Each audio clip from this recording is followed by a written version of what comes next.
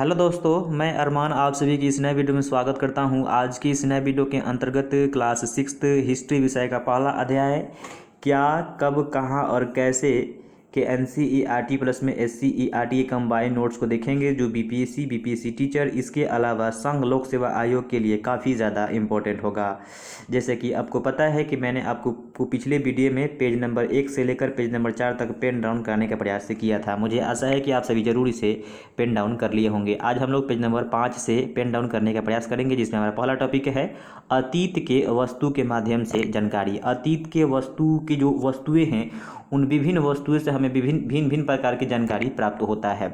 तो सबसे पहले इसमें देखते हैं कि यानी मिट्टी के बर्तन से हमें अतीत के बारे में जानकारी प्राप्त होता है। इसके अतिरिक्त खिलौना हो गया, हथियार हो गए, इसके अलावा औजारों के द्वारा पत्थर के बनी इमारत, चित्रों और मूर्तियों, इसके अलावा आभूषण और सिक्कों से, इन सभी चीज़ों से हमें जो है अतीत के बारे में जानकारी एकत्रित होता है। इसके अलावा जानवरों की, चिड़ियों के और मछलियों के हड्डियों यानी कि हड्डियाँ जो उसकी कंकाल होते हैं, उनसे भी हमें जानकारी प्राप्त होता है। अगला टॉपिक हमारा पुरातत्व यानी कि प्राचीन काल में मानव द्वारा प्रयोग में लाई गई विभिन्न अवशेषों को पुरातत्व कहते हैं। इसका अध्ययन करने वाला व्यक्ति जो है पुरातत्ववेत्ता यानी कि आर्कियोलॉजिस्ट कहलाता है। भारतीय पुरातत्व विभाग के जन्मदाता अलेक्जेंडर कनिंघम है। ये काफ़ी ज़्यादा इम्पोर्टेंट है, कई बार ये एग्जाम में आ चुका है कि भारतीय पुरातत्व विभाग के जन्मदाता कौन है, तो अलेक्जेंडर कनिंघम है। इसके अलावा पटना के कुम्हरार नामक स्थान की खुदाई किसने कराया था, यह भी प्रश्न जो है पूछे जाने की संभावना है बिहार टीचर के एग्जाम में। तो इसकी खुदाई जो है डॉक्टर स्नूपर ने कराया था। और यहाँ से खुदाई में जो है चंद्रगुप्त मौर्य के राजमहल के स्तंभ निकले थे। चंद्रगुप्त मौर्य के राजमहल के स्तंभ निकले थे। इसके अलावा यहाँ से सोने के बैल के टुकड़े भी प्राप्त हुए हैं पटना के कुम्हरार नामक स्थान से। अगला टॉपिक हमारा सिक्के जो है शासकों के द्वारा जो है जारी किया जाता था, और इन सिक्कों पर जो है राजकीय चिन्ह, धार्मिक चिन्ह एवं लिपि जो है अंकित होती थी। इसकी बनावट से जो है समय की कला का जो है हमें जानकारी मिलता है, और इनके धातु से जो है आर्थिक स्थिति के जो है पता चलता है। मान लीजिए कि सोने के सिक्के मिले हैं किसी युग में, तो उस समय के जो है आर्थिक स्थिति जो है एकदम बढ़िया था, इसलिए यहाँ पे सोने के सिक्के मिले। तो धातु से जो है इसकी आर्थिक स्थिति का जो है पता चलता है। इसके अलावा सिक्का का अध्ययन करना ही मुद्राशास्त्र या न्यूमरिस्टिक कहलाता है।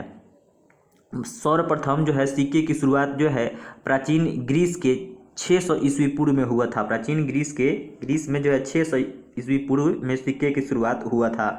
इसके अलावा जो मोहरें होती है, मोहरें क्या होती है, तो हड़प्पाकालीन मोहरें जो है मेसोपोटामिया सभ्यता से प्राप्त हुआ है। इससे पता चलता है कि हड़प्पा और मेसोपोटामिया सभ्यता के बीच जो है व्यापार होता था।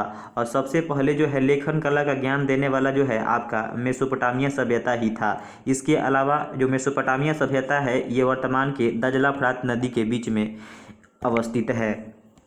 अगला हमारा पॉइंट है सारनाथ स्तूप। इसको जो है यूपी बोर्ड के NCERT से पेन डाउन हम किए हैं। सारनाथ स्तूप देखिए उत्तर प्रदेश में है। सारनाथ जो है आपका उत्तर प्रदेश में है, और सारनाथ स्तूप का निर्माण जो है मौर्य वंश के शासक अशोक ने करवाया था। और महात्मा बुद्ध जो है सर्वप्रथम अपना उपदेश यहीं सारनाथ में ही दिया था। इसके अलावा यहाँ पे समझते हैं कि स्तूप का अर्थ क्या होता है, तो स्तूप का सामान्य अर्थ होता है टीला यानी कि स्तूप के अंदर एक डिब्बे में महात्मा बुद्ध एवं उनके अनुयायियों के शरीर के अवशेष तथा उनके प्रयोग में लाई गई विभिन्न वस्तुएं एवं सामग्री को जो है उसमें बंद करके जो है एक जो है टीला बना दिया जाता है, जिसे हम लोग स्तूप के नाम से जानते हैं। अगला हमारा है रेडियो कार्बन विधि यानी कि खुदाई में मिली वस्तुओं का समय निर्धारण करने का एक विधि है। प्रत्येक पदार्थ में एक रेडियोधर्मी पदार्थ होता है, जिसे हम लोग कार्बन 14 कहते हैं। और इसी पद्धति के तहत जो है किसी भी खुदाई में मिली वस्तु का हम लोग समय का निर्धारण करते हैं कि यह वस्तु जो है कितनी पुरानी है। अब जानते हैं ये इसका निर्धारण कैसे होता है, उसको जान लेते हैं। सबसे पहले तो जो रेडियोधर्मी पदार्थ होता है, निश्चित दर में छोटे छोटे कण इससे निकलते रहते हैं। मनुष्य जो है जब जिंदा रहता है तो वायुमंडल से कार्बन 14 लेता है, और मरने पर जो है वो समय दर जो है खोता रहता है। और एक निश्चित समय पर जो है भौतिक शास्त्री जो है इसका पता लगाकर जो है उस वस्तु या उस अवशेष के बारे में जो है समय का निर्धारण कर लेते हैं। तो किसी वस्तु के समय का निर्धारण करने के लिए जो है कार्बन 14 पद्धति का प्रयोग हम लोग करते हैं या किया जाता है। इसके अलावा जो है तिथियों का मतलब, आपके एनसीईआरटी में एक पॉइंट है कि तिथियों का मतलब कहा जाता है कि इतिहास बदलना है तो तिथि बदलो, यानी कि तिथि बदला तो हमारा इतिहास बदल जाएगा।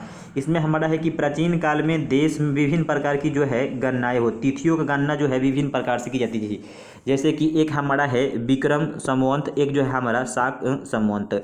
इसमें सबसे पहले हमारा जो इम्पोर्टेंट है वो ईसा मसीह के जन्म से है, यानी वर्तमान में जो तिथि का हम लोग गणना करते हैं वो ईसा मसीह के जन्म से किया जाता है। अब इसको जो है चित्र के माध्यम से हम लोग यहाँ समझ सकते हैं। देखिए ईसा मसीह के जो जन्म को जो है, ईसा मसीह के जन्म को हम लोग यदि हम शून्य मानते हैं, ईसा मसीह को जन्म को जो है शून्य मानते हैं या माना गया है, तो इसके जो है इस वाले साइड में, यानी कि इधर से बढ़ेंगे, असेंडिंग ऑर्डर में बढ़ेंगे, यानी कि बढ़ते क्रम में बढ़ेंगे, यानी कि ईसा मसीह के जन्म के बाद के सभी तिथि को अंग्रेजी में एडी यानी कि एनो डोमिनी, ये जो एनो डोमिनी शब्द है ये लैटिन शब्द है, लैटिन शब्द है, ध्यान देना है। जो एनो डोमिनी शब्द है ये लैटिन शब्द है जिसका अर्थ होता है मतलब कि ईस्वी, यानी कि ईसा मसीह के तिथि के ये जो बाद वाला तिथि है इसे हम लोग ईस्वी लिखते हैं। जैसे कि अभी चल रहा है 2025 चल रहा है, तो ये क्या हुआ, ईस्वी, 2025 ईस्वी हुआ। तो इसे जो एनो डोमिनी है, एनो डोमिनी पर ही हमारा ग्रेगोरियन कैलेंडर जो है आधारित है। इसके अलावा ईसा मसीह के जन्म के पूर्व की सभी तिथि को अंग्रेजी में जो है बीसी यानी कि बिफोर क्राइस्ट यानी कि ईसा पूर्व हम लोग लिखते हैं। तो यानी कि ईसा मसीह के जन्म को जो है शून्य माना गया है, और इसके जो है जन्म के बाद के सभी तिथि को जो है अंग्रेजी में एडी यानी कि एनो डोमिनी जिसे हम लोग ईस्वी लिखते हैं, और ग्रेगोरियन कैलेंडर जो है इसी पर आधारित है। इसके अलावा इनके जन्म के पूर्व की सभी तिथि को ईसा पूर्व लिखा जाता है, यानी कि ईसा पूर्व यानी कि बीसी यानी कि बिफोर क्राइस्ट। आगे हमारा इसमें है भारत का भौगोलिक पृष्ठभूमि। भारत के भौगोलिक पृष्ठभूमि को जो है 4 वर्गों में डिवाइड किया गया है। पहला जो है हमारा उत्तर के पर्वतीय प्रदेश। उत्तर के पर्वतीय जो प्रदेश हैं वो तराई के जंगल से जो है हिमालय के शिखर तक फैले हुए हैं। इसमें कश्मीर, कांगड़ा, कुमायूं और सिक्किम के प्रदेश भी सम्मिलित हैं। इसके अलावा देखें तो इसमें 2 नंबर में हमारा हो जाएगा उत्तर का मैदान। यह देश का सर्वाधिक उपजाऊ क्षेत्र है। यह अपनी उपजाऊ और पैदावार के लिए जो है काफ़ी ज़्यादा प्रसिद्ध है।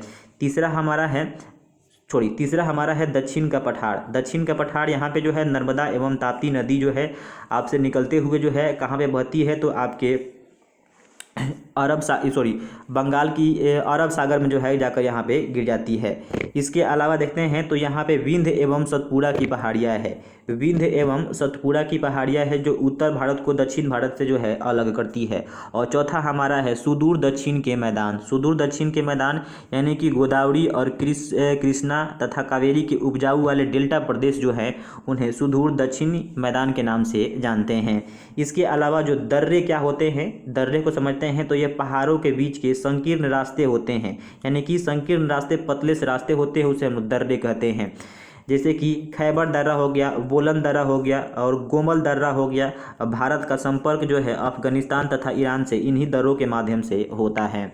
इसके अलावा नर्मदा नदी, नर्मदा घाटी में सबसे पहले जो है मानव के जो है रहने का जो है प्रमाण मिला है। नर्मदा नदी को मध्य प्रदेश का जीवन रेखा भी कहते हैं। लाखों वर्ष पहले जो है नदी के तट पर जो है मानव रहते थे और जो कुशल संग्राहक थे, इसके अलावा आखेटक शिकार थे, यानी कि शिकार करते थे। और जो नर्मदा नदी है ये उपमहाद्वीप की 5वीं सबसे बड़ी नदी है। इसके अलावा उत्तर पश्चिम की जो है कुछ विशेषता आपके बुक में दिया गया है, जैसे कि मेहरगढ़ में आज से लगभग जो है 8000 वर्ष पूर्व सर्वप्रथम जो है गेहूं और जौ की जैसी फसलों की जो है खेती करना शुरू किया गया था। उत्तर पश्चिम में सुलेमान और किरथर पहाड़ियाँ है, तो सुलेमान और किरथर पहाड़ियों के आसपास यानी कि मेहरगढ़ में 8000 वर्ष पूर्व जो है सर्वप्रथम गेहूँ और जौ की फसलें उगाई गई थी। और यहाँ के जो लोग थे वो पालतू पशुओं में जो है भेड़, बकरी और गाय, बैल को पालना प्रारंभ किया था। इसके अलावा हम चलते हैं, अगला हमारा है उत्तर पूर्व में गारो पहाड़ियाँ और मध्य भारत में विंध्य पहाड़ियाँ। ठीक, यहाँ पे जो है सबसे पहले जो है कृषि का विकास हुआ, यानी कि आपके विंध्य पहाड़ियाँ एवं उत्तर पूर्व में गारो पहाड़ियाँ के आसपास के क्षेत्र में सबसे पहले जो है कृषि का विकास हुआ था। विंध्य पहाड़ियों के उत्तर में, यानी कि विंध्य जो पहाड़ी है आपके विंध्य पहाड़ी के उत्तर में जो है आपके कोल्डियाहवा और चौपानी मांडो में सर्वप्रथम जो है चावल का प्रमाण मिला है, चावल उपजाया गया था। इसके अलावा विंध्य पहाड़ियों के उत्तर पूर्व एवं ब्रह्मपुत्र नदी के पश्चिम में गंगा और उसकी सहायक नदी सोन, चंबल और यमुना बहती है। इसको जो हम चित्र के माध्यम से चाहे तो समझ सकते हैं, जैसे कि हम बात किए हैं इस वाले चित्र को कि ये रहा हमारा विंध्य पहाड़ियाँ। तो विंध्य पहाड़ी के जो है आपके उत्तर पूर्व, विंध्य पहाड़ी के जो है आपके ये रहा आपका उत्तर पूर्व। तो इधर जो है आपके गंगा एवं इसकी सहायक नदी चंबल और जो है आपके यमुना और जो है आपका सोन बहती है। ठीक, और गारो पहाड़ी देख सकते हैं ये किस साइड में है, ये रहा हमारा उत्तर, ये रहा आपका पूर्व, ये रहा पश्चिम, ये रहा दक्षिण। ठीक, तो ये हो गया हमारा उत्तर पूर्व। तो उत्तर पूर्व में हमारा गारो पहाड़ियाँ है। आगे इसके बारे में हम लोग जानेंगे, इसकी जो विशेषता है। इसके अलावा हम देखते हैं इसमें जो यहाँ पे गारो, खासी, जैनित्या एवं मिस्ती एवं नागा पहाड़ियाँ जो है आपके उत्तर पूर्व में देखने को भी मिलता है। और ये जो पहाड़ियाँ हैं, इन पहाड़ियों के नाम पर ही यहाँ पे आदिवासी समूह का जो है पहचान है। इसके अलावा विंध्य के दक्षिण में ब्रह्मगिरी एक स्थल है, विंध्य के दक्षिण में ब्रह्मगिरी स्थल है। यह जो स्थल जो है 3000 वर्ष पूर्व जो है महापाषाण संस्कृति का जो है यहाँ पे निर्माण किया गया था। यानी ब्रह्मगिरी स्थल में जो है 3000 वर्ष पूर्व में जो है महापाषाण संस्कृति का निर्माण किया गया था। यानी कि पाषाण काल के भी बहुत आगे, यानी कि पाषाणी संस्कृति। अब इसको समझते हैं कि महापाषाणी संस्कृति आखिर होता क्या है। तो इसमें मृतकों को दफना कर उसके चारों ओर बड़े बड़े पत्थर लगाया जाता है, जिसे हम लोग महान पाषाण संस्कृति के नाम से जानते हैं। इसके अलावा देखा जाए तो सिंधु तथा उनकी सहायक नदियाँ, तो सिंधु जो है उत्तर पश्चिम में जो है बहती है। और जब बहुत से नदी एक बड़ी नदी में आके मिल जाती है तो उन्हें हम सहायक नदी कहते हैं। जैसे कि आपको पता है कि जो सिंधु की सहायक नदी आपका है झेलम, चेनाब, रावी, व्यास और सतलज है। कहा जाता है कि सिंधु नदी के आसपास के क्षेत्र, यानी सिंधु नदी के आसपास के क्षेत्र में जो है आज से 4700 वर्ष पूर्व नगरीय सभ्यता का विकास हुआ था। तो नगरीय सभ्यता का विकास जो है आज से 47 वर्ष पूर्व जो है सिंधु नदी के तट के किनारे या सिंधु नदी के आसपास के क्षेत्रों में हुआ था। अगला है कि गंगा तथा उसकी सहायक नदी प्राचीन काल में गंगा के दक्षिण के क्षेत्र को मगध के नाम से जाना जाता था। तो ये जो है बीपीएससी में पूछा गया सवाल है। 69वीं में जो है सवाल पूछा गया था कि आपकी 68वीं में सवाल पूछा गया था। ये प्राचीन काल में जो है गंगा के दक्षिण के क्षेत्र को मगध के नाम से जानते थे। और मगध के जो शासक होते थे वो काफ़ी ज़्यादा शक्तिशाली होते थे और इन्होंने जो है एक विशाल साम्राज्य की स्थापना किया था। गंगा नदी की सहायक नदी आपका सोन हो गया, चंबल हो गया और यमुना हो गया। इसे चित्र के माध्यम से भी हम चाहे तो समझ सकते हैं, बहुत आसानी से जो आपको समझ में आ जाएगा। अगला हमारा है उपमहाद्वीप, भारतीय उपमहाद्वीप इसका नाम क्यों पड़ा? दक्षिण एशिया का एक महाद्वीप से छोटा है। ये जो है दक्षिण एशिया का एक महाद्वीप से छोटा है, इसलिए इसे हम लोग एक उपमहाद्वीप के नाम से जानते हैं। ये तो पहला कारण हुआ। अब जानते हैं कि आधुनिक भारत जैसे पाकिस्तान, बांग्लादेश, नेपाल, भूटान, श्रीलंका, अफगानिस्तान, ईरान, चीन तथा म्यांमार पड़ोसी देशों को जो है दर्शाता है जो आपका भारतीय उपमहाद्वीप है।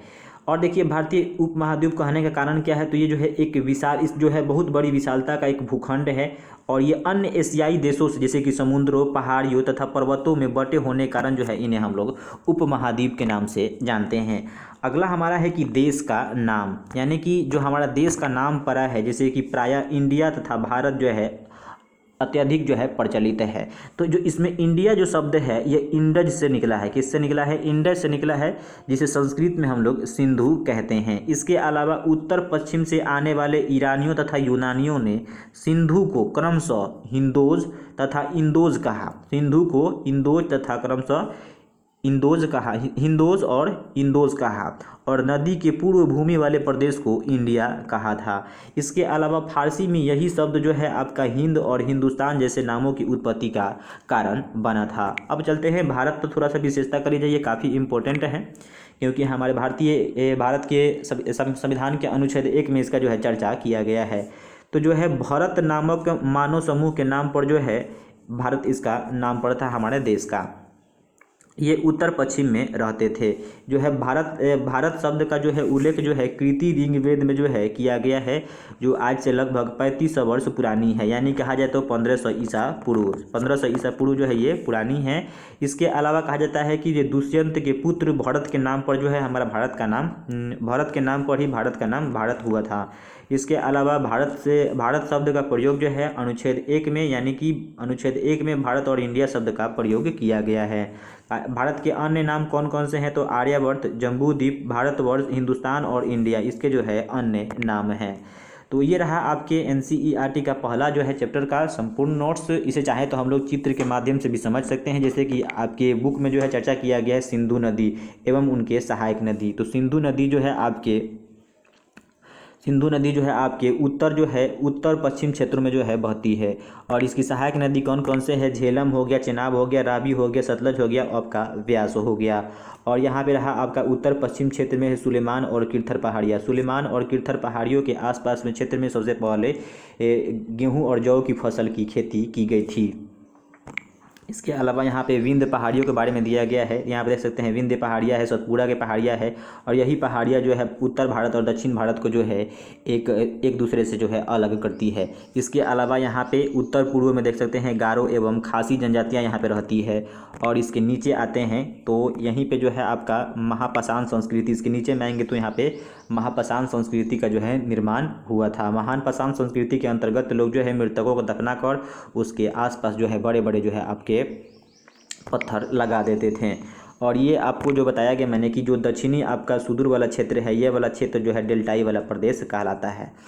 तो मुझे आशा है कि आपको जो है ये वीडियो पसंद आया होगा। अगर पसंद आया है तो वीडियो को लाइक कीजिए, साथ ही साथ यदि आप हमारे चैनल पर नहीं जुड़े हैं तो चैनल से आवश्यक जुड़ जाएं और वीडियो को ज़्यादा से ज़्यादा शेयर करें ताकि अधिक से अधिक लोगों को इसे लाभ मिल सके। और इसे ज़रूर अपने कॉपी पर पेन डाउन करने का प्रयास करें। और यदि आप परचेज करना चाहते हैं तो इसे मात्र आप 10 रुपये में परचेज कर सकते हैं। क्लास 6 हिस्ट्री विषय का SCERT एवं NCERT का नोट्स काफ़ी जो है मेहनत से इसे तैयार किया गया है। Thank you.